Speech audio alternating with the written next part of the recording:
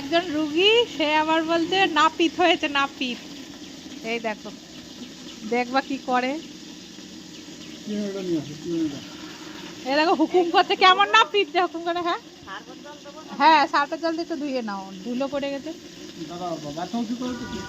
এর হলো মাথায় খুব নোংরা হয়, চুলও সেরকম হয়েছে, দেখছে না? আর কদিন আগে টাক করানোই ভালো ছিল, স্কুল শুরু হবে এখন টাক করাবে গাধা। আমি তো প্রথমেই বলছিলাম। তা আমি তো জানি না ওর মাথায় এরকম সমস্যা হচ্ছে। হ্যাঁ সে কথা তো বলছি, আমি ডাক্তারের কথা। আমি ভাবলাম ছোট ছোট করে চুল কাটিয়ে দেবো, তাই এরকম সমস্যা হয়েছে মাথায়, আমি তো দেখিনি সেই জন্য।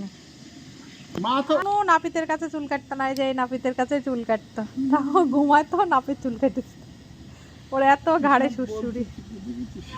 এই যে বাড়ির পয়সা, বিনা পয়সার নাপিত, তাই তো চিকু? হ্যাঁ দরজা দিয়ে আছে। চিকু ভাবছিল তোমার ফিজিওথেরাপি করাটা দেখবে, কেমন ইঞ্জেকশন ইয়ে দিচ্ছে, শক। ইঞ্জেকশন না, শক শক। কদিন হলো? 3 দিন না 4 দিন।